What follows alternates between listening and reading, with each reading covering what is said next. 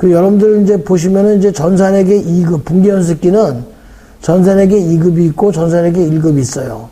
지금 전산에게 2급 같은 경우에는 여기 보면 이제 357이라고 돼 있잖아요. 그죠? 그 얘기 뭐냐면 이 전산에게 2급에 이 안에 들어가 있는 분계연습기에 들어가 있는 분계 유형이 지문이 357개라는 얘기예요, 이게. 그리고 전산에게 1급을 갖다가 우리가 선택을 하면 284개로 찍혀요. 284개. 그러면 전산에게 1급은 여기서 이 분계 연습기를 가지고 284개의 분계를 우리가 연습해 볼 수가 있는 겁니다, 이게. 그래서 전체 합쳐가지고 1, 2급 합쳐가지고 거의 뭐 한 400, 한 500개, 500개가 600개 가까이 되겠네요. 600개 정도의 분계를 우리가 연습을 하다 보면 여러분들이 분계에 대해서는 이제 자신감을 가질 수 있다는 거죠. 그래서 오늘은 이제 전산에게 2급, 그렇죠. 2급 문제를 가지고 한번 우리가 해보는데, 먼저 우리가 몇 개 분계의 사례를 분계 연습기를 어떻게 활용하는지 우리가 한번 좀 살펴보도록 하겠습니다. 1번 문제도 있지만은 우리가 이제 여기서 이제 한 몇 개 우리가 좀 여러분들한테 적합한 사례를 한번 좀 보도록 한번 하겠습니다. 일단 6번 문제를 한번 제가 봤는데, 우리가 분계는 전산에게 2급에서 10가지 유형으로 우리가 분류해서 연습을 해봤죠. 그 중에서 제일 먼저 나오는 게 상품 매출이에요. 10가지라는 게 뭐 여러분 기억하시겠지만, 상품 매출, 상품 매입, 대금 회수, 대금 지급, 고정자산 취득, 고정자산 매각, 그 다음에 금융거래, 경비거래, 그 다음에 기타거래, 결산거래, 이렇게 10가지거든요. 근데 그 중에서 순서적으로 되어 있어요. 상품의 여기는 뭡니까? 상품의 매출이에요, 여기죠. 그리고 상품 매출도 다시 한 7, 8가지로 되어 있었죠.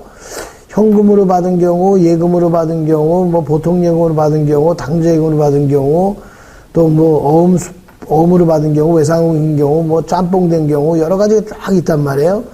그 중에서 우리가 제일 먼저 나오는 게 이제 여기 현금으로 받은 경우 다음에 이제 뭐 당좌예금으로 이제 받은 경우도 요게 지금. 지문을 보면 나와 있죠. 12월 29일에 상품 100만 원을 만원 유통에 판매하고 당좌예금으로 계좌이체 받았다. 원래 이 지문을 보고 우리가 요 밑에다 이렇게 입력을 하는 거잖아요. 이렇게 입력을 한번 해볼까요? 예를 들면 여기가 지금 일단 이 분계를 한번 보면 어떻게 돼요? 차변에 일단 우리가 뭐 당좌예금으로 받았으니까 먼저 들어온 게 증가가 이제 당좌예금 증가됐죠. 당좌예금은 자산이잖아요. 자산의 증가는 어떻게 돼요? 합계자산 시산표 왼쪽에 있다고 그랬죠. 예, 그렇죠? 그러니까 우리가 차변이니까. 그렇죠. 여기다가 이제 밑에 보니까 여기 1번은 차변, 2번은 대변 해놨네요. 그러니까 1번하고 이제 엔터를 치면 이제 차변이 들어올 것이고요. 그렇죠? 그 다음에 여기 계정 과목에서는 원래 F2 이제 계정 과목을 우리가 이제 이제 아직 안 달아놨는데 이제 달 거예요. 우리 이제 세무사랑에, 여기 달려있네. 여기 당좌예금 달려있구나, 여기. 벌써 해놨네. 당좌예금이 이제 달려있어요. 그래서 여기서 이제 당좌예금 우리가 이제 입력을 해가지고 치는데 102번이네요. 102번을 치면 당좌예금이 이제 입력이 되고요. 그 다음에 이제 거래처가 있는데 거래처는 우리가 이제 치지 않고 그 다음에 이제 생략을 하고 차변에 100만 원이니까 우리가 이제 100만 원 입력을 합니다. 그리고 이제 엔터를 치면 이제 차변 계정 과목이 이제 들어가 있는 거예요. 그 다음에 이제 대변 그러면 대변은 2번, 4번이니까 4번이 대변인가요? 4번이 아니네요. 4번이 아니고 아마 2번인 것 같습니다. 2번. 그렇죠? 대변을 치고 그 다음에 여기 상품 매출이죠. 상품 매출. 예, F2를 눌러보면 상품 매출은 401번 아니겠습니까? 우리가? 그렇죠? 예, 401번. 이거 뭐 여러분들 다 아마 잘 외우실 거예요. 그 다음에 이제 거래처 생략하고 대변에 이제 우리가 100만 원 입력을 이렇게 하거든요. 100만 원 입력을 하고 이제 엔터키를 치면 그렇죠. 이게 이제 이거를 지문을 보고 우리가 밑에 이렇게 연습을 한 거예요. 만약 이걸 잘 모르는 경우에는 우리가 이걸 갖다가 힌트 보기를 합니다. 힌트 보기를. 그렇죠? 힌트 보기를 하는데 힌트 보기는 우리가 이 지문을 가지고 이 입력을 할 때 좀 자신이 없다는 거예요. 내가 자신이 없다. 그런 경우에는 그렇죠. 자신 있는 경우에는 그냥 지문을 보고 그대로 지문을 보고 그대로 그냥 입력을 하면 되는데 자신이 없은 경우에는 힌트 보기를 누르는 거예요. 힌트 보기를. 또는 그것도 잘 모르겠다 그러면 이제 개정 과목 해설 같은 것도 이렇게 눌러주면 요 분계에 그 해당되는 개정 과목들이 이렇게 좀 뜨거든요. 어쨌든 간에 지금 내가 잘 모르겠다. 그런 경우에는 이 힌트 보기를 갖다가 드래그해서 이제 분계를 이제 하는 거거든요. 요 부분은 이제 우리가 다음 문제를 가지고 한번 해볼게요. 8번 문제를 가지고 한번 해볼게요. 자, 8번 문제를 보니까 내가 잘 모르겠다. 그런 경우에는, 그렇죠. 이 힌트 보기를 이렇게 누르면은 요 분계에 대한 힌트가 쭉 이렇게 나와 있어요. 요걸 보고 여기다 이렇게 집어넣어서 입력을 하는 거예요. 드래그를 해갖고. 한번 해볼까요? 예. 일단 차변에 이제 우리가 드래그를 해서 넣고, 외상으로 이제 매출을 했으니까, 이제 외상 매출금 이렇게 늘겠네요. 이렇게 다 드래그를 하고. 그렇죠. 외상 매출금에는 우리가 어떻게 됩니까? 그렇죠. 거래처를 입력을 해야 되니까, 이렇게 거래처를 드래그해서 약수유통에다 넣고요.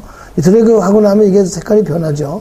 그럼 나머지 이제 드래그 안 한 거에, 이제 색깔 안 변한 거에서 우리가 찾아서 드래그를 하면 되겠죠.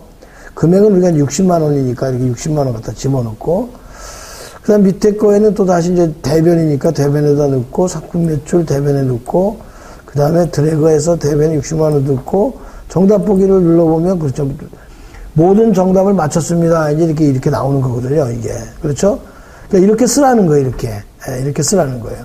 만약 틀렸다고 이제 워닝이 나오겠지만은, 결과적으로 이 입력 검증기는, 여러분들이 분계를, 이 지문을 보고 이 밑에 있는 분계를 갖다가 입력을 해서 맞았는지 안 맞았는지 확인하는데 잘 내가 자신이 없다, 잘 모르겠다 그러면은 이 개정 과목 해설도 좀 보고, 그리고 그것도 잘 안 된다 그러면 힌트 보기도 좀 보고, 그 다음에 뭐 이미지 보기도 보고, 동영상 보기도 보고, 맨 마지막에 정답 보기를 확인해서 이 분계에 대해서, 그렇죠, 자신감을 갖고 우리가 마스터할 수 있도록 도와주는 학습 콘텐츠거든요, 이게. 그래서 여러분들이 결과적으로는 분계 연습의 목적은 이 지문을 보고 이 우측에 있는 것들을 사용하지 않고 바로 이걸 보고 밑에다가 바로 이 분계 차변 대변을 해나가는 그런 연습을 자꾸 하라는 거죠. 이게 숙달이 되고 나면, 그렇죠, 여러분들은 일반 접표 입력에다가 바로 지문을 갖고 이제 바로 입력을 하면 되는 거예요. 이 분계 연습기로다가 이걸 가지고 시험에 나오진 않잖아요, 우리가. 근데 이게 필요한 이유는 뭐냐면, 이 학생들이 일반 접표 입력을 푸는 거를 이렇게 지켜봤더니, 그 옆에다가 이렇게 연필로다가 분계를 하더라고요, 실제로. 그 지문을 보고 바로 이렇게 칸에다 입력을 못하고, 그 옆에다가 이렇게 연필로다가 차변 그래서 개정 과목 금액 이렇게 대변 또 개정 과목 금액 이렇게 쓰고 그걸 보고 일반 접표에 입력을 하더라는 거예요. 예, 그러다 보니까, 그렇죠. 암만 해도 이제 그게 좀 숙달이도 되는데 좀 시간이 걸리니까 제일 처음에 그 회계를 배우고 분계를 접하는 분들을 위해서 이 분계를, 그렇죠. 그것도 여러 가지, 10가지 유형의 분계를 좀 반복적으로 우리가 이제 분계를 할 수 있도록 좀 한번 도와주자. 그런 측면에서 만든 거예요. 우리가 이거 한번 해볼까요, 요것도 어떻게 됩니까? 이게 힌트 보기를 한번 눌러보면 이렇게 떴죠. 여러분들이 한번 보세요. 이게 어떻게, 한번 여러분들이 이게 차변이 뭐고 대변이 뭔가 한번 이 힌트를 보고 한번 잘 생각해 보세요. 민환산업에 상품 1,000만 원에 판매했죠. 그리고 대금은 전액 동전 발행 받으러으로 받았죠. 그래서 또 어떻게 됩니까? 그렇죠. 개념 과목을 잘 모르면은 요 힌트에 나오는 개념 과목을 보고, 어떤 개념 과목을 넣으면 좋을 것인가. 를 이렇게 판단해보면 나오겠죠? 어떻게 됩니까? 여기 차변이 이렇게 나오겠죠? 이게 이렇게. 그쵸? 이렇게 나온단 말이에요. 그 다음에 이제 개정 과목은 우리가 받으러음으로 받은 거잖아요. 그죠? 우리가 받으러음으로 이렇게 집어넣고. 그 다음에 거래처는 이제 민환산업인데 이렇게 민환산업을 집어넣고, 금액은 1,000만 원이니까 이렇게 1,000만 원 집어넣고, 대변은 또 다시 들어가서 대변 넣고, 그 다음에 상품 매출 이렇게 넣고, 이게 1,000만 원이 이렇게 넣잖아요, 이렇게. 근데 만약에 여러분들 착각을 해가지고, 그럴 일은 없겠지만, 예를 들면, 요거를 갖다가 이렇게 대변에 차변을 같이 이렇게 잘못 입력을 했다고 치죠. 그 정답 보면 이렇게, 여기에 빨간 걸로 이렇게 표시가 되는 거예요, 이렇게. 빨간 걸로 표시해준다는 얘기는 이걸 다시 한번 봐라 그 얘기예요. 한번. 그러니까 보니까 이게 대변인데 차변으로 잘못 입력이 됐네? 라고 하면 어떻게 돼요? 다시 대변으로 드래그를 한 다음에 정답 보기를 하면 그렇죠. 이게 정답이 맞았다. 이렇게 알려주는 거예요. 그래서 자꾸 틀리는 거는 빨간 걸로 표시를 해주니까 여러분들이 자꾸 보면서 이게 왜 틀렸는지를 고민해가지고 다시금 그걸 갖다 쳐가지고 이제 여러분들이 자꾸 이제 확인하는 거거든요. 조금 복잡한 문제를 한번 해볼게요. 이건 간단하니까 여러분들이. 제가 조금 복잡한 문제를 한번 좀 보겠습니다. 요게 좀 복잡하네요. 요게 좀, 여기 보니까 1, 2, 3, 4, 5의 거래가 섞인 경우 돼 있네요. 이거 무슨 얘기냐면, 상품 매출할 때 현금이냐 외상이냐 뭐 예금이냐 이런 게 아니라 이 5가지가 막 섞여 있는 거예요. 지금 이게 섞여 있죠, 지금. 거기다 운반비까지 나왔어요. 되게 복잡하잖아요. 여러분들이 이 지문을 가지고 이 밑에다가 그냥 딱 기계적으로 따다닥 분개를 하면 오케이. 아주 그냥 이게 마스터한 거예요. 근데 잘 모르겠다 이거. 잘 모르겠다 이게 도대체가 어떻게 분개할지 잘 모르겠다 할 때는 제일 먼저 이 계산가격 해설을 먼저 보는 거예요. 그래가지고 여기에 뭐 현금도 나와 있고 뭐 외상 매출금도 나와 있고 당좌 예금도 나와 있고 상품 매출도 나와 있고 운반비도 나와 있구나. 이렇게 쭉 이렇게 보는 거예요. 이렇게 쭉 보는 거예요. 이렇게 여기 보면 운반비 보면 나와 있잖아요. 재고 자산의 장소를 이동시키는 것으로서 상품 매출과 관련된 운반비는 판매 관리비 운반비 계정을 처리하고 상품 매입에 관련된 운반비는 매입 원가에 포함시킨다. 이렇게 나와 있잖아요. 그렇죠? 이거 제가 뭐 쥐가 따갑도록 얘기를 하는 건데 이런 것들을 여러분들이 이 개념과목 해설을 보고 여러분들이 이해를 해달라는 거예요. 여기 보면 바드럼도 마찬가지죠. 바드럼에 대한 해설도 나와 있잖아요. 이렇게 그렇죠? 이렇게 보고 여러분들이 밑에다가 이제 여기다 쫙 입력하면 되는데 그래도 잘 모르겠어. 잘 모르겠다.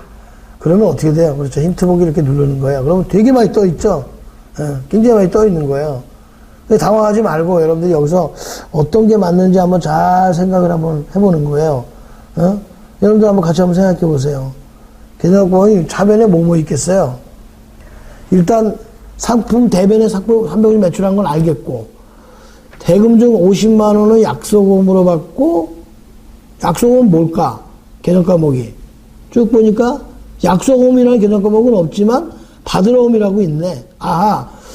약소금은 이게 받은 경우엔 받으러옴이고 그렇죠. 지급한 경우 약소금은 지급한 경우 지급어음이구나. 이런 거 우리가 알 수가 있단 말이에요. 그렇죠. 그러면 빨리 여러분들이 차변에다 이렇게 놓고 그렇죠. 받으러옴을 빨리 끌어다 놓는 거 이렇게 끌어다 놓고 그렇죠. 그런 다음에 이렇게 보니까 금액은 이제 얼마예요? 이게 50만 원이잖아요. 그죠? 50만 원을 찾아보니까 여기 50만 원이 있네. 이렇게 갖다 빼고. 그렇죠? 그 다음에 이제 또 보니까 또 외상으로 또 이게 있잖아요. 잔액인데 잔액이야.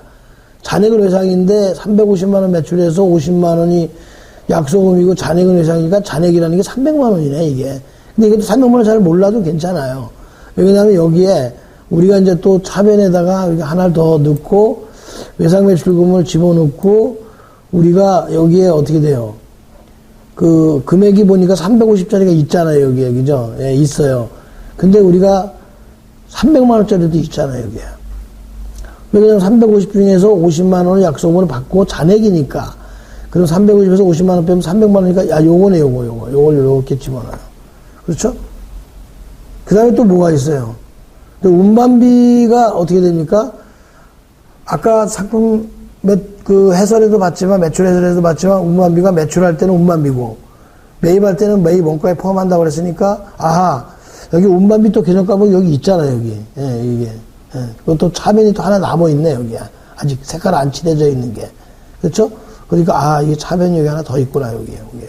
뭐야 여기 운반비네 개념 과목 이렇게 운반비 있고. 그렇죠? 금액은 얼마죠? 15,000원으로 돼 있으니까 15,000원 이렇게 갖다 드래그를 하고 그 다음에 이제 대변에는 상품 매출 350만 원 상품 매출이니까 여기 매출이잖아요.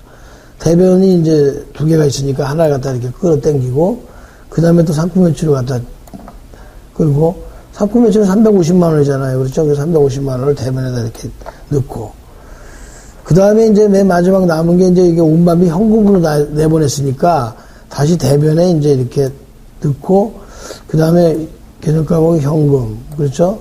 그 다음에 15,000원 이렇게 대변에 다 넣었는데, 이게 아직 남아있는 게, 이게 보니까 거래처를 내가 안 넣었구나, 두 개 다, 거래처를. 그렇죠? 거래처를 안 넣었어요. 그래서 받은 놈도 거래처 관리해줘야 되니까 이게 넣어줘야 되고, 그렇죠? 외상금칙도 넣어줘야 되고, 이렇게 넣어주는 거예요. 이러면 어떻게 돼요? 그렇죠? 이러면 이 분계가 다 완성이 된 거예요, 이게. 복잡해, 너무. 그래갖고 이거에 대해서 한번 내가 한번 복습하는 의미에서 한번 동영상 강좌를 한번 보자. 동영상을 한번 이렇게 켜본다, 이거죠. 그 동영상이 나와요. 한번 잠깐 보시죠, 뭐. 연합상사에 상품 350만원을 매출하고 대금분 50만원을 약속금 3개월 후 만기로 받고 잔액은 외상으로 하자. 또한 당정부담 운반비 15,000원을 현금으로 별도로 지급하다. 자, 이 운반비 문제 이거 잘 나옵니다. 이거 주의하셔야 됩니다. 자, 여기서 보면 두 가지가 이제 조금 함정이 될 수 있어요. 여기 보면 3개월 후 만기라고 돼 있죠. 이거 3개월 후 만기 왜 표시했을까요? 그렇죠. 요게 만약에 기간이 길면 어떻게 되죠? 기간이 길면, 그렇죠. 그냥 받으려고 하면 안 돼요. 그냥 받으려고 하면 안 되고, 장기성 받으려고 그렇게 하라는 얘기예요. 근데 여기는 지금 3개월이니까 짧잖아요. 그죠? 짧으니까 그냥 받으려고 쓰려면 됩니다. 괜히 이제 뭐, 3개월은 만기 그러니까 이게 뭐 이게 한정이 있나 해가지고 고민하시면 안 된다는 거죠. 그 다음에 두 번째 운반비. 자, 다시 한번. 운반비는 어떻게 한다? 내가 물건을 살 때 들어가는 운반비는 어떻게 돼요? 그렇죠. 상품 매입원가에다가 포함시켜라. 그렇죠? 내가 상품을 판매할 때 들어가는 운반비는 어떻게 해요? 그렇죠. 운반비. 이거 비용으로 말하는 거죠. 비용 처리하는 거고요. 여기서 지금 매출할 때 자체가 운반비니까 분기는 어떻게 되나요? 그렇죠. 일단 현금으로 주고 차례 운반비고 대변 현금으로 15,000원 분기해주고, 그 다음에 요 매출한 거는 상품 매출 350원 대변에 하고, 그 다음에 50만원은 받으러, 그 다음에 300만원 잔액이죠. 그럼 300만원 외상 300만원 이렇게 분기가 되겠네요. 한번 해보면 그렇죠. 이렇게 되죠. 그렇죠. 이 운반비 15,000원 받으러 외상 매출금 이렇게 분기가 됩니다. 자, 여러분들 봤죠? 이 모든 분계 연습기의 각 연습기 문제들에는 이와 같이 그 분계에 해당하는 동영상이 다 이렇게 연동이 다 돼 있어요. 그래서 여러분들이 분계 연습을 하다가 잘 모르겠다 하는 경우에는 아마 동영상을 보는 것이 가장 아마 이해도가 빠를 겁니다. 그래서 그 딱 잘라가지고 전부 다 분계가 좀 돼 있어요. 분계가. 그래서 여러분들이 그런 그 동영상을 참고하시면서 그러면서 이제 여러분들이 이제 문제를 해결해 나가시면 될 것 같아요. 분계 연습기는 여러분들이 조금만 연습해 보면 다 할 수 있는 거니까 분계 연습기를 활용하는 방법은 여기까지 하고, 이제 오늘은 이 분계 연습기 기왕에 우리가 이제 시작을 했으니까 이 분계 연습기를 통해서 여러분들이 그 전산회계 2급에서 좀 이렇게 틀리기 쉽고 혼동하기 쉬운 거, 그런 문제들을 좀 집중적으로 좀 이 분계 연습기에 있는 문제들을 가지고 우리가 한번 그 해결을 한번 해보도록 그렇게 이제 하겠습니다. 제가 특정 번호를 이렇게 좀 이렇게 전부 다 할 수, 357문제를 다 할 수가 없으니까 특별하게 여러분들이 좀 알아야 되겠다는 문제를 위주로, 시험도 얼마 안 남았으니까 문제풀이 형식으로 해서 좀 문제를 풀도록 그렇게 하겠습니다. 그 일반전표 입력검증기는 어떻게 사용하고 어떻게 이제 그 구동이 되는지를 좀 설명을 좀 드릴 거예요. 그리고 이제 저희가 이제 참고적으로 하나 말씀드리면 이 입력검증기가 크게 두 개예요. 저희가 그 진명에서 개발한 게 하나는 전표 입력검증기가 있고 또 하나는 세무 입력검증기라는 게 있어요. 세무 입력검증기. 세무 입력검증기는 뭐냐면은 이제 그 부가세라든가 원천세라든가 법인세 쪽에서 그 문제를 풀 때 이것이 제대로 풀어졌는지에 대해서 그 잘못 풀어진 부분에 대해서 체크를 해주고 표시를 해가지고 그 어떤 부분을 내가 틀렸는지를 이제 알려주는 거죠, 말하자면. 이게 왜 그러냐면 여러분들 지금 이게 일반 전표도 마찬가지지만 이게 책을 보고 쫙 이제 문제를 한 7, 8문제 풀어놓고 나서 이게 전표 입력이 맞았는지 이게 확인하는 게 사실 그게 좀 귀찮아요. 그리고 이렇게 잘 안 돼요, 이게. 그러다 보니까 이제 그 화면상으로 이제 제대로 이제 입력되는지를 이제 확인시켜 주려고 하는 거거든요. 예, 그래서 이제 그런 차원에서 여러분들이 이제 이걸 보시면 되고요.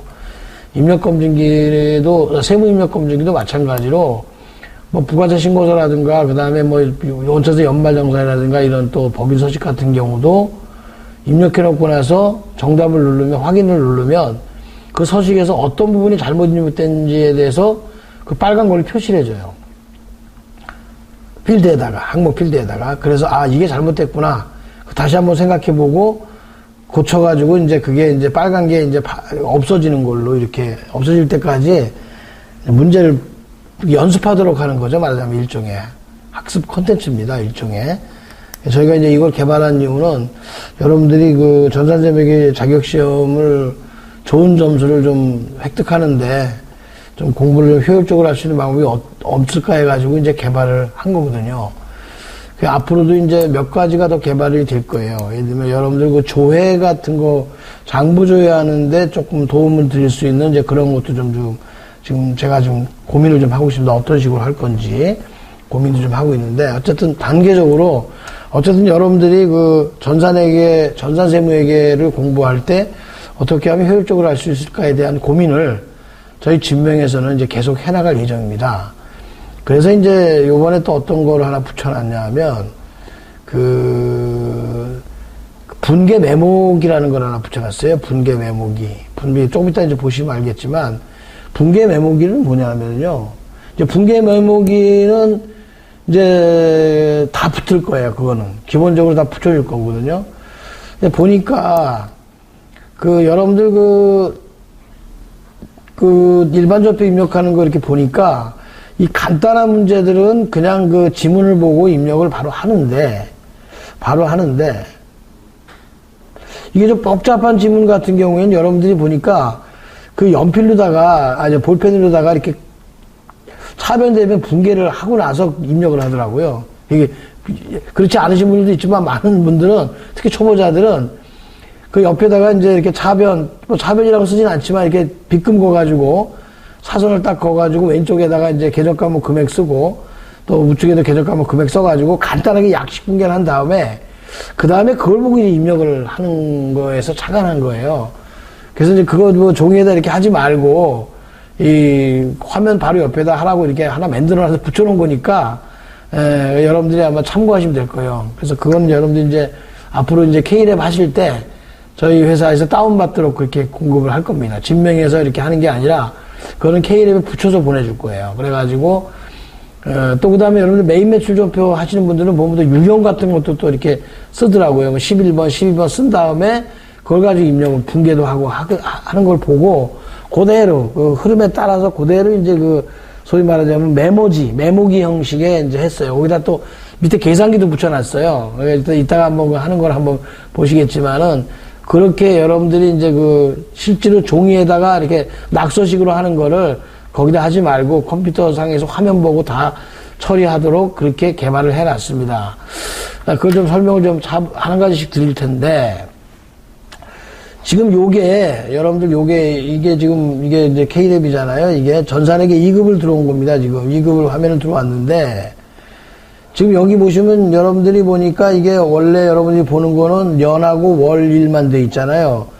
근데 여기가 월에서 월 이렇게 돼 있죠. 이게 변경한 거예요. 이 입력 방식을 변경하는 방법은 원래는 연월일만 나와 있는 건데 이렇게 월부터 월까지 하면 이 화면에서 1년치를 다 입력할 수가 있어요. 편리하게. 그러니까 전표 매수가 몇 장 안 되고 그 다음에 월이 이렇게 많이 이렇게 문제 8문제 중에서 월이 막 바뀐 거는 여러분들이 이걸 이렇게 안 하면은 불편해요. 이렇게 안 하면은 뭐 월치고 또 빠져나갔다가 또 다시 들어오고 이러면 복잡하니까 아예 여기다 몇 월부터 몇 월까지 1년치를 다 입력하겠다라고 표시를 해주면은 여기다 월일을 치는 게 필드가 하나 더 생긴 거예요. 월이. 요게 하나 더 생긴 거예요.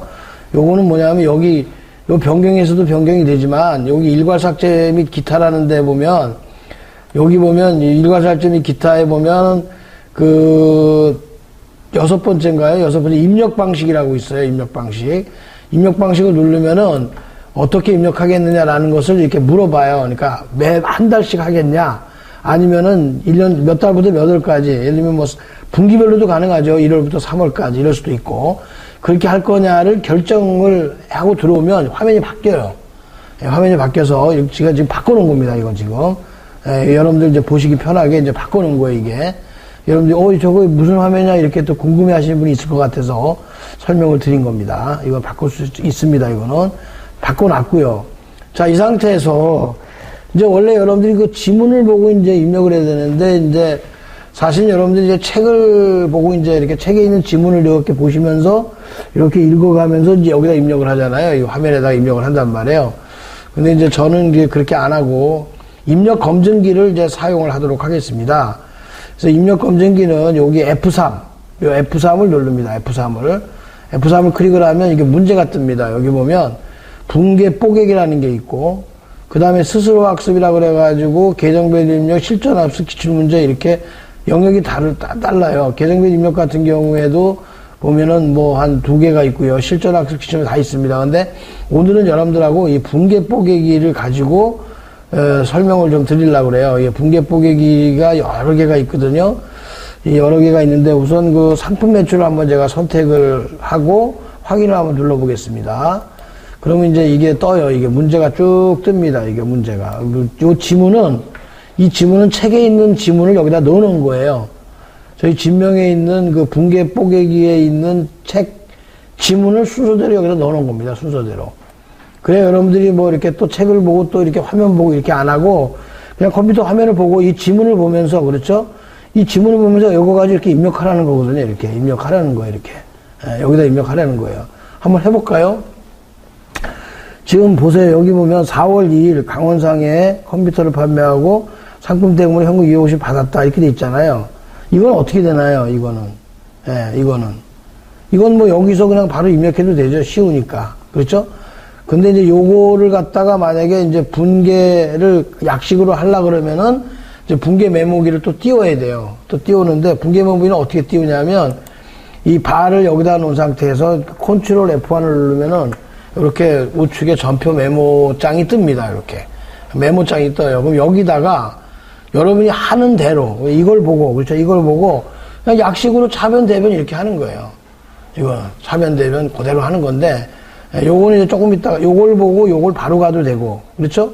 요게 좀 바로 가는 게 어렵다 그러면 여기다 이걸 보고 여기다가 약식으로 차변 대변 해놓은 다음에 이걸 보고 입력을 한다는 거죠. 이렇게.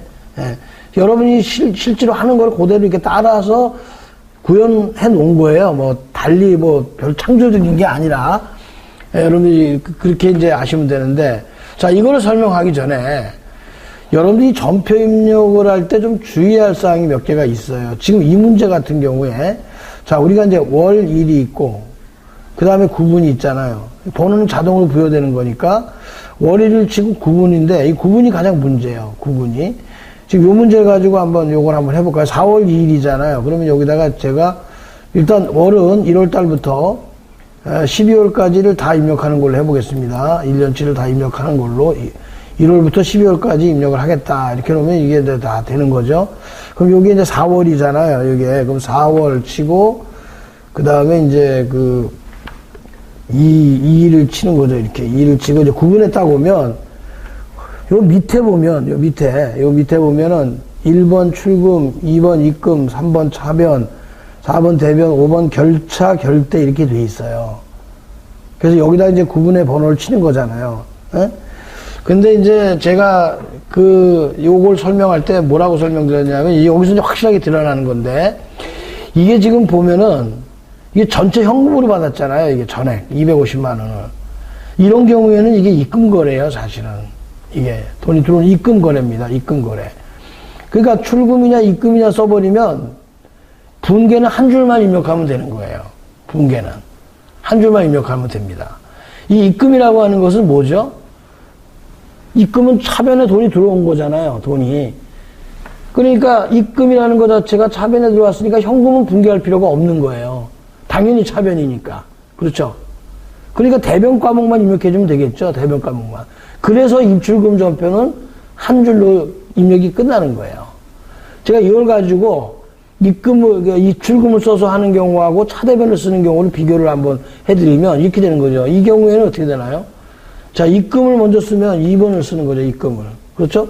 그 다음에 계정과목은 이제 상품 매출을 치고, 그런 다음에 이제 뭐, 금액에 와가지고 이게 250만 원이니까, 지금 이렇게 엔터를 치면, 그렇죠. 이게 지금, 그렇죠. 이게 끝난 거예요, 사실은, 이게 한 줄로 분계가 다 됐잖아. 여기 보면, 여기 차변에, 여기 분계됐잖아요. 여기 차변에 상품 매출, 대변에 상품 매출 250만 원, 차변에 현금 250만 원. 이게 분계가 끝나 있는 거예요, 지금 이게. 한 줄로. 이렇게. 한 줄로. 그렇죠. 이게 왜 그러냐면, 이게 입금이라는 것은 어떻게 됐다는 거예요? 현금이 차변으로 디폴트가 돼 있다는 거거든요. 그러니까 대변 계정 과목을 여기 쳐주는 거예요, 여기다가. 이게 굉장히 중요한 겁니다, 이게. 그래서 여러분들이 전액 현금, 전액 출금 거래를 가지고 입금 거래 한 줄로 기록할 거냐, 입출금 거래 한 줄로 기록할 거냐, 아니면 귀찮게 두 줄로 기록할 거냐 하는 건 여러분들이 판단을 해야 돼요. 여러분 정확히 판단해야 됩니다. 이게 편리하긴 하겠죠. 이렇게 입금이냐 출금이냐를 따져가지고 한 줄만 하면 두 줄 입력하는 것보다 훨씬 낫죠. 이게 따지고 보면. 그죠? 근데 이걸 갖다 만약에 야, 나는 뭐 이거 뭐 입금 출금이다, 뭐 차변 대변이다, 이 네 개 가지고 고민하지 않고 입출금을 잊어버리고 나는 차변 대변만 가지고 내가 결정하겠다라고 한다면 여기 입금이 아니죠. 입금이 아니고 이건 어떻게 되나요? 그렇죠. 이게 대변이 상품 매출이면 이제 대변이 되는 거죠. 대변이 상품 매출이 되는 것이고 만약에 이거 차변 먼저 할까요? 차변이다 하고 이거 상품 매출하면 안 돼요. 이런 경우에 차대변으로 입력하면 이건 자기 계정 과목을 써줘야 됩니다. 그러니까 상품 매출 그러면 안 돼요. 이거는 상품 매출이라고 하면 안 되고, 그렇죠. 101번 현금을 쳐줘야 되는 거예요, 이거는. 그러고 나서 어떻게 돼요? 하나 더 입력해야 되겠죠. 그렇죠. 왜냐면 여기 대차 차익이 지금 생겨 있으니까. 4월 2일 이제 그냥 이거는 엔터 치면 되니까, 위에 거 그대로 따라오면 되니까, 이건 대변을 쳐야 되겠죠. 그 4번 대변을 치고, 그 다음에 여기다가 또 대변 계정 과목을 또 쳐주는 거예요. 이렇게 401번을. 그렇죠? 그래가지고 이제 대차변이 맞은 거예요. 지금 이게. 그래갖고 이제 이게 하나의 거래를 차대변을 쓰면 두 줄로 되고 입출금으로 하면 한 줄로 입력된다는 걸 여러분들이 주의해서 봐야 된다는 거예요. 이게 지금. 요게. 여러분들이 어떤 거를 선택할 거냐는 것은 여러분들의 판단에 맡기는데 제가 말씀드렸잖아요. 뭐 입출금 거래가 많이 나올 것도 아니고 그러니까 가능하면 입출금 거래 잊어버리고 그냥 이렇게 차대변으로 다 이렇게 분계하는 게 편리하다라고 제가 말씀을 드린 거예요. 근데 그건 여러분들이 알아서 판단을 하셔야 됩니다. 그러나 실무에서는 그렇게 하면 안 돼요. 실무에서는 왜 우리가 입출금을 나눠놨냐면 회사에서는 현찰 들고 나가는 게 되게 중요하잖아요. 이게 아주 중요하기 때문에 입출금은 전표도 따로 쓰고 입출금 거래는 따로 이제 우리가 관리를 하거든요. 그래서 이제 실무에서는 이런 경우에는 이제 입금 거래를 이제 입력을 해줘야 되거든요. 이게. 자, 그 다음에 이 계정 과목은 뭐 여러분들이 뭐 어쨌든 간에 입력을 무조건 해야 되죠. 여기. 원래 4자리인데 사실은 3자리예요. 3자리고 이 한 자리는 덤이라 그래가지고 그냥 하나로 그냥 있는 거예요. 예비적으로 하나 있는 거지. 계정 과목 코드는 요 뒤에 3자리만 여러분들이 기억을 하시면 돼요. 101번이 현금이다. 만약 102번이 당조예금이다. 뭐 103번은 보통예금이다. 이렇게 3자리 코드에 대한 계정 과목을 이해하시고 만약에 모를 때는 어떻게 돼요? 그렇죠. 도움 코드를 누르면 되겠죠. F2 도움 키를 눌러가지고 이렇게 도움 키를 눌러가지고 여기 와갔을 때 도움 키를 누르면은 이제 이 계정 과목 코드 도움이 쳐지고 여기서 계정 과목 치면은 그게 다 이제 치는 대로 이제 다 떨어지잖아요. 이런 식으로 외상이다 그러면 외상으로 시작되는 게 다 들어가 있는 게 이제 치고 있게 되는 거거든요. 그래서 어쨌든 이런 건 여러분들이 다 아는 거니까 제가 설명드리지 않도록 하겠습니다. 그 다음에 거래처가 또 문제인데 이 거래처가 여러분들이 이 거래처 코드를 갖다가 왜 입력하는지를 좀 아셔야 돼요. 먼저 거래처 코드를 입력하는 이유는 뭐냐면요. 저게 이 거래처 원장을 관리하기 위해서 그런 거예요. 거래처 원장. 거래처 원장은 왜 관리해야 되느냐 하면 이 거래처 원장을 관리하지 않으면 나중에 이 외상매출금이나 이런 외상매입금 같은 소위 말하자면은 이런 인명계정이라고 하는데 이런 거에 대한 잔액을 뽑아내기가 어려워요. 잔액을 못 뽑아냅니다. 잔액 뽑으려면 1년치를 전부 다 출력을 해가지고 이제 들어오고 나간 거를 다 이제 잔액 계산을 해야 되잖아요. 옛날에 수기로 할 때 그렇게 했어요, 실제로. 큰 이런 아주 큰 종이, 많은 종이를 갖다 놓고, 실제로 그걸 가지고 이렇게 먼저 놓고, 그 거래처별로다가 전부 다 T자를 그려놓고 말이죠. 그 다음 완자 도장이 있어요, 완자 도장. 완자 도장을 이렇게 찍어가지고, 요 외상매출금에서 발생하고 회수된 거를 갖다가 금액을 다 적어가면서, 그렇게 아주 최종적으로 잔액이 나오는데, 그게 쉽지가 않아요. 왜냐면 외상매출금이 100만원 발생했을 때 수금이 정확히 100만원이 되면 100만원 발생, 100만원 소멸 이렇게 하면 되는데 이게 외상매출금이 어떻게 됩니까? 이게 한꺼번에 다 들어오는 게 아니라 중간에 잘라서도 들어오고 막 이렇게 들어오니까 이게 참 어려워요, 이게. 그러다 보니까 거래처 코드를 걸어주는 거예요. 거래처 코드를 걸어줘서 입력할 때 코드까지 걸어주면 이 거래가 그렇죠. 이 거래처 코드 걸려있는 것만 거래처 원장으로 가는 거예요. 거래처 원장으로 가가지고, 인명별로, 계정별로, 그 상호별로 관리가 돼요. 그렇게 해가지고, 그 거래처 잔액이 다 나오는 거예요. 자동으로 나오는 거예요, 이게. 근데 여러분들 시험에서는 어떨 때 거래처 코드를 넣어줍니까? 라고 이제 질문하시는데, 거래처 코드의 대표적인 거는 외상 매출금, 그 다음에 외상 매입금, 받으러옴, 미지급금, 미수금, 이런 것들은 전부 다 거래처 코드를 관리해줘야 됩니다.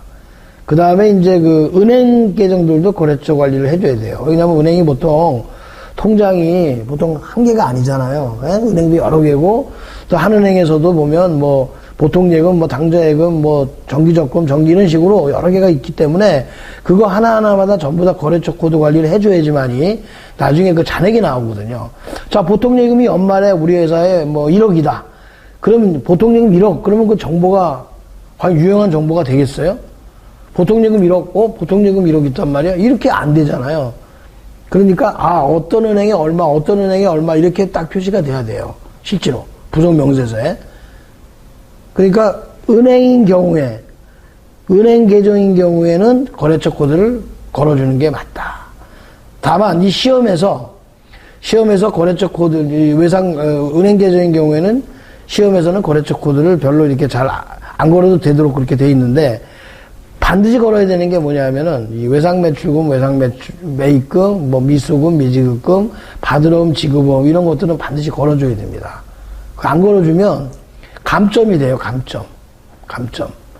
이 일반 전표에서 이게 원래 뭐 계정 과목 같은 거나 이렇게 구분 같은 거 틀리면요, 전체가 다 3점이 날아가 버려요. 금액도 마찬가지고. 근데 여기서 거래처만큼은 틀리거나 안 걸으면은 전체 그 3점이 날아가는 게 아니고, 날아가는 게 아니라 부분 점수를 줘요. 그렇게 알고 있거든요. 부분 점수를 주는 걸로 알고 있는데, 뭐 그거 부분 점수 주니까, 틀려도 된다 그게 아니고, 그냥 그렇다는 것만 알고, 거래처 코드도 여러분들이 확실하게 걸어줘야 됩니다. 거래처명도 걸어주셔가지고, 여러분들이 어쨌든 입력을 완벽하게 하는 게 중요하죠. 그래서 거래처 코드는 여러분들이 그런 의미에서 쓴다. 그 다음에 이제 적요가 있어요, 이 적요는 보면, 이 적요 코드에 보면 밑에 보세요. 적요가 나오잖아요, 이렇게. 이 적요가 나오는데, 이게 적요가, 지금은 이게 대체 차변이니까, 차변대변이니까 이게 대체 적요가 나온 거예요, 이게 지금 대체 적요가. 요 중에서 하나 골라서 번호를 넣으라는 얘기거든요, 이게. 여기 만약 코드를 넣는다면 어떻게 되죠? 이게? 이거죠, 이게. 이제 여기 보면 지금 이제 여기가 지금 대체 거래이기 때문에 현금이 없는 거예요, 이게. 없는 거예요, 이게 사실은. 없는 건데 사실은 만약 입금으로 한다 그러면은, 입금으로 했다 그러면 여기 아마 현금 적요가 뜰 겁니다, 현금 적요가. 어쨌든, 적요는 여러분들이 시험 볼 때 적요 입력은 안 해도 됩니다. 안 해도 되는데, 반드시 해야 되는 경우가 두 가지가 있어요. 반드시 해야 되는 경우 하나는 뭐냐면, 물론 2급에서는 안 나오지만, 전산회계 2급에서는 안 나오지만은, 타계정 대체라고 하는 게 있어요. 타계정 대체는 반드시 걸어줘야 됩니다. 적요를 안 걸어주면 틀려요. 점수가 안 나옵니다. 그래서 보통 타계정 대체는 적요가 8번에 들어가 있어요. 8번에. 좀 이따 보여드릴게요. 한번 8번에 들어가 있습니다. 8번에 들어가 있으니까 여러분들 유의하셔야 돼요. 8번에. 그리고 또 하나는 뭐냐면, 문제에서 적요를 어떻게 입력해라라고 요구하는 경우가 있어요. 그런 경우에는 적요를 반드시 해줘야 됩니다. 적요를. 그런 경우 두 가지를 빼고는 일반적으로는 적요는 입력을 안 해도 되는 것으로 그렇게 여러분들이 이해를 하시면 되겠습니다. 그러나 우리가 실무에서나 이 전산세무회계를 공부하는 입장에서 이 적요가 매우 중요합니다. 매우 중요해요. 그리고 실제로 이 적요를 여러분들이 알아야 되는 게 어떤 경우가 있냐면 이 실기시험은 아니지만 이론 쪽에 가보면은 이 문제 출제 유형이 이론에서 분계식으로 나오는 게 여러 개가 나와요. 그러니까 이제 지문을 주고, 그렇죠. 그 지문을 주고 이 분계가 맞는 것을 골라라. 1, 2, 3, 4번. 이런 경우도 있고요. 지문을 주고, 그 다음에 이제 그 지문을 주고 나서 T계정으로 잘 돼 있는 거를 한번 골라봐라. 그렇죠? T계정으로 적당한 것을 골라라. 이런 경우도 나오고, 또 이제 그 지문을 주면서 다음에 그 거래 판례서의 증감사항하고 이게 어떤 게 맞느냐. 어떤 것이 자산의 증가, 부채의 증가 이런 식으로 그 조합이 어떤 게 맞느냐 사지에서 골라라. 이런 것도 나오고. 또 거꾸로 이런 경우도 나와요. 분계를 알려주고, 분계를 보여주고, 이 분계가 내용이 어떤 거냐. 그 내용. 그게 바로 이 적요예요. 이 적요. 그렇죠. 그 분계를 보고, 그렇죠. 이 적요를 추정해내는 거예요. 그런 게 이론 시험에서 문제가 나옵니다. 그래서 적요를 여러분들이 결코 무시해서는 사실 안 돼요. 안 되지만 일반 전표 입력할 때는 적요는 입력하지 않는다, 원칙적으로. 다만 타계정 대체인 경우는 8번을 입력을 해주고, 그 다음에 문제에서 적요를 이렇게 입력을 해달라라고 하는 경우에는 반드시 적요를 입력을 해야 됩니다. 그리고 또 적요에 대해서 여러분들이 보면 기초등록에서 초기 등록의 문제가 이제 2급에서 보면 3문제가 나오는데, 초기 등록이 3문제가 나와요. 일단 회사 등록이 거의 이제 한 문제가 나오고, 그 다음에 이제 재무상태표하고 손익계산서 중에서 하나가 번갈아 가면서 나와요. 번갈아 가면서. 그리고 이제 또 하나 문제가 이제 거래처 등록이나 초기이월. 그 다음에 계정과목하고 적요 등록 이렇게 나오거든요. 번갈아 가면서 나오는데, 그때도 적요를 등록하라고 문제가 나오는 경우가 있어요. 그럴 때는 여러분들이 이 적요를 입력을 해줘야 됩니다. 등록을 하거나 또는 고쳐주거나 이런 문제들이 주어집니다. 그래서 적요는 여러분들이 그런 의미에서 이해를 하고 계시면 되는데, 어쨌든 일반 전표에서는 적요에 대해서는 크게 여러분들이 신경을 안 쓰셔도 되겠다. 그래서 어쨌든 일반 전표를 입력하는 이 요령은 이렇게 돼 있어요. 그리고 바뀌죠, 이게 문제가. 이렇게 문제가 바뀌어요. 여기 보면 자기압 수표로 받은 걸로 되어 있는 문제가, 경주상사의 상품을 900만원에 판매하고 대금은 전액 제1은행 발행 자기압 수표를 받았다 그랬잖아요. 이게 무슨 거래예요, 이게? 이게 현금 거래죠. 자기압 수표는 현금이라고 분명히 제가 말씀드렸을 거예요. 자기압 수표, 현금입니다, 이거는. 그럼 이걸 가지고 여기다 한번 분계를 한번 넣어볼까요? 이게 10월 3일이잖아요, 이렇게. 예.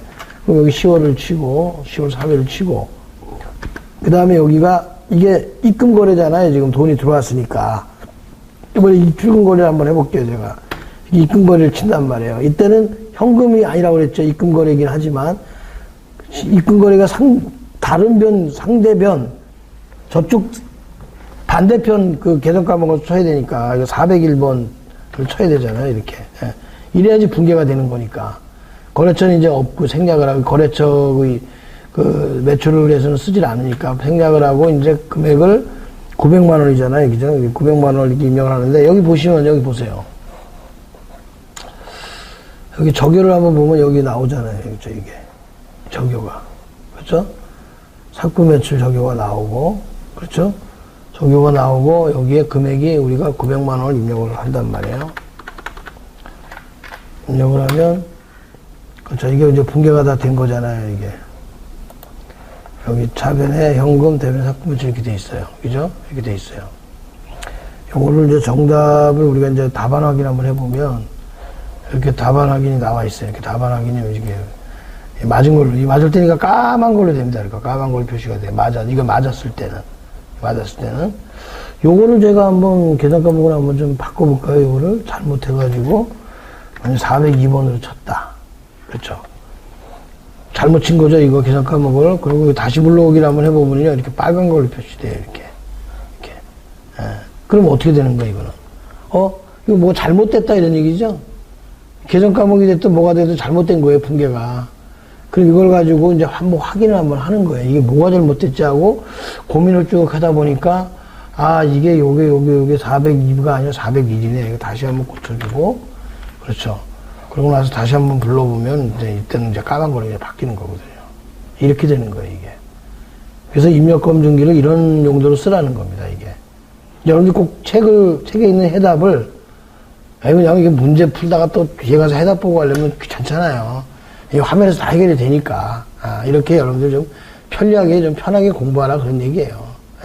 상계 문제 한번 풀어볼까요, 우리가? 요거 상계 문제가 나왔을 때 어떻게 한다고 그랬죠? 상계 문제를 풀기 위해서는, 그쵸, 요거를 가지고, 요 상계 문제를, 요거를 좀 어렵잖아요, 상계 문제가. 그쵸? 그럼 이건 어떻게 하라는 거예요? 여기다 바로 넣어도 되지만, 어떻게 하라는 얘기예요? 여기다가 한번 해봐라 그런 얘기 아닙니까? 여기다가 한번 해보라는 얘기 아니에요? 그쵸? 그럼 어떻게 돼요? 상품 매출이죠. 그럼 상품 매출 치기, 그처럼 여기도 그냥 401번 치면 돼요. 그럼 상품 매출이 나온단 말이에요. 그죠? 여기도. 상품 매출 치기 귀찮으면. 그러면 이게 얼마야? 이게 700만원이죠? 700만원 치고.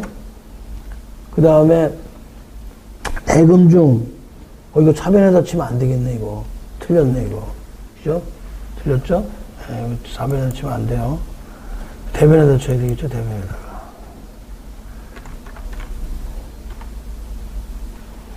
이게 귀찮으면 그냥 이거 삭제를 해버리, 이거 하나를. 없어져 버리잖아요. 그죠? 한 줄 삭제할 땐 이거 삭제를 해버리고, 그죠? 전체 삭제할 땐 전체 삭제하면 되는 거예요. 여기 이제 계정 과목이 대변이니까 401번 치고, 그쵸? 그 다음에 이제 금액은 얼마입니까? 금액은 700만원이죠. 플러스 키로 칩시다. 치고, 그 다음에 또 이게 뭐야? 판매 대금 중 500만원은 해피상사에서 외상금 상계했죠. 상계했으니까 어떻게 되는 거예요? 외상매입금 내게 없어져 버린 거죠. 그 부채 감소니까 차변이잖아, 이게. 없어졌으니까. 이게 뭐, 토지가 나와. 이게.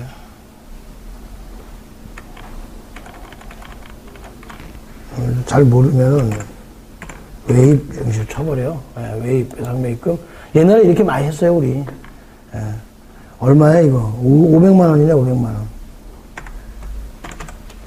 500만원 하고, 그 다음에 여기 계정과목은 뭐예요, 여기는. 나머지는 동전 발행 약소금으로 수취하다. 그랬으니까 바드러움이네. 그렇죠? 바드러움으로 받은 거네, 바드러움. 바드러움. 그거 얼마입니까? 200만원인가요? 200만원. 그럼 이렇게 200만원이 되면 되는 거죠. 그죠? 이렇게 되면 이제 딱 맞는 거예요. 700만원 이렇게 맞는 거예요. 그죠? 근데 요런 거 계산할 때 요걸 쓸 수가 있어요. 여기다가.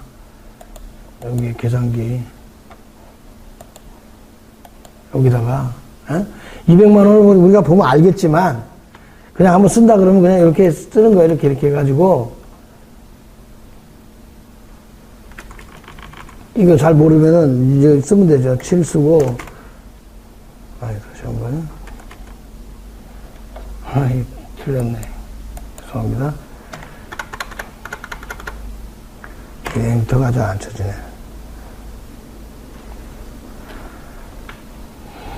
요거는 나중에 합시다. 나중에. 어쨌든 이걸 가지고 여기다 이제 입력을 하는 거잖아요. 여기다가. 이거 좀 이따 설명드릴게요. 여기다가 입력을 하는 거잖아요. 여기다가 그대로 보고 입력을 하는 거죠.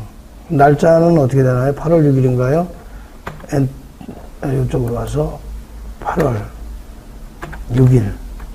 이걸 보고 입력하는 거예요. 이걸 보고 입력하는 거예요. 차변에 외상매입금이죠. 차변에 외상매입금. 외상매입금이 203번인 줄 알았더니 아니네. 예전에 제가 하도 오래전에 다 기억을 해가지고 지금은 다 잊어버렸어요. 251번이네 요거. 251번 외상매입금을 치고 코드 번호가 바뀌어가지고 외상매입금. 외상매입금도 어떻게 됩니까? 이게 외상매입금도 똑같이 저걸 해줘야 되죠. 전부 다 이거 관리해줘야 됩니다. 이거 전부 다 관리해줘야 돼요. 거래처 관리해줘야 됩니다. 얼마죠? 금액이 외상매입금 금액이 얼마입니까? 500만 원인가요? 500만 원? 그렇죠. 500만 원이네요. 그리고 8월 6일 해가지고 차변의 바드롬이네요. 차변의 바드롬. 지금 요 분계가 지금 여기 좀 잘못돼 있어요. 여기가. 200만 원인데, 이거. 상관은 없지만, 메모장이니까. 여기에는 얼마입니까? 여기에는 바드롬이니까 110번 치고, 그 다음에, 역시 바드롬 치고, 그 다음에 여기는 200만 원이네요. 엔터 치고, 그 다음에 대변이죠. 대변에 얼마면 상품 매출이죠. 401번. 해가지고, 이거는 그냥 스페이스로 넘어가고, 700만 원. 그렇죠. 이렇게 되면 이제, 분계는 끝난 거예요, 이게 분계가 끝나고, 그렇죠? 분계가 끝나고, 분계 다 끝나고, 이제 답안하기를 하면은, 이제, 답안하기 다 맞았죠. 다 맞았으니까, 이제, 이거는 이제, 맞았고, 이것도 그냥 다 없애버리고, 그렇죠? 그러고 나서 이제, 그 다음번 문제로 이제 들어가는 거예요. 이런 식으로 계속 우리가 이제 확인을 하면 됩니다.